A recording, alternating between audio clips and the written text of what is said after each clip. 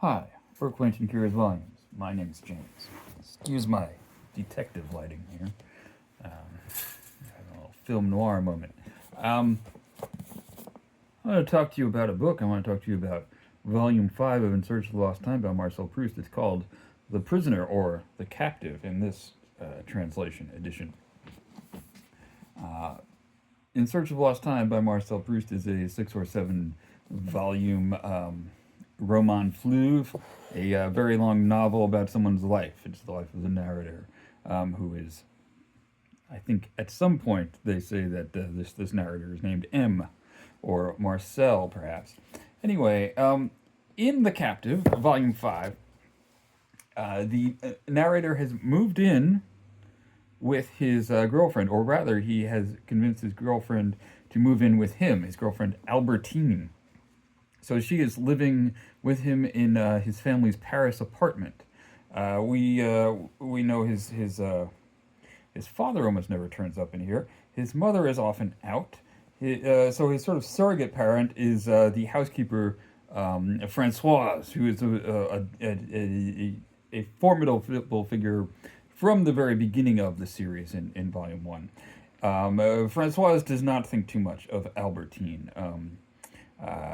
There's a bit of snobbery to Francoise, and Albertine is, not of a good family. I think she's an orphan as well, and she's living out of wedlock with Marcel, with her sort of surrogate son, as it were, and no doubt corrupting him. She probably suspects, like Marcel, that Albertine has Gomorran tendencies, or that she is a female invert, or in other words, that she enjoys the company of the intimate company of women. So, I mean, these are the main themes of this book. That the narrator is increasingly jealous and possessive of Albertine and her sexuality. He, in fact, decided that he wanted her to move in with him when he learned that she. All it took was him to learn, in the previous volume, that she was friends with a woman that he knew was a lesbian, and that made him incredibly sexually jealous, and he wanted to possess and control her. So that oddly enough, that made him profess his love to her and ask her to move in with him after he had already professed to her that he was in love with Andre, her close friend. So this guy, I mean, this effing guy. If your friend or your sister or cousin were involved with a dude playing these kinds of mind games, you would tell them you got a DTMFA, as Dan Savage would say. But since Marcel is our narrator, he is our dude, and we will ride along with him inside of his mind as he ruminates on the sound of a window opening on the floor below for several pages. In fact, this book opens with him ruminating on the way that the air outside sounds on a snowy morning or on a rainy morning. At daybreak, my face still turned to the wall, and before I had seen above the big window curtains what shade of color the first streaks of light assumed, I could already tell what the weather was like.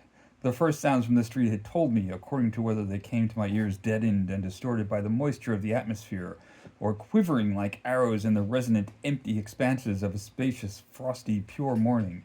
As soon as I heard the first rumble of the first tram car, I could tell whether it was sodden with rain or setting forth into the blue, and on, right? However, now that is page 1 or so, and then sometime later in the book, page 250, so 250 pages on, he kind of calls back to that opening, and he says, the universe is real for us all and dissimilar to each one of us.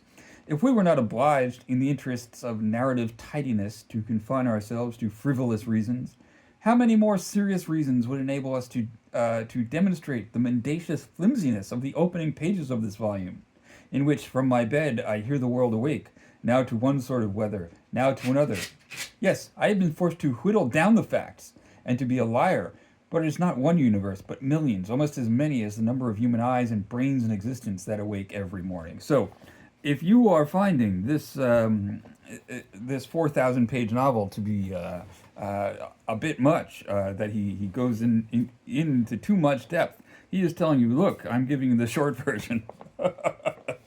Oh man, so I mean, there's not nearly as much humor in this volume, though there is a great conversation between Baron de Charles and Professor Brichot, in which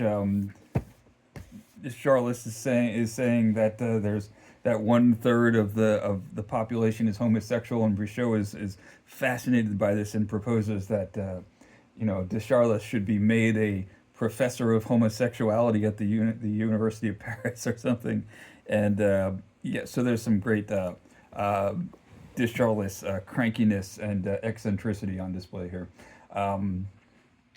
Ultimately, the captive is Albertine, but also the captive is the narrator.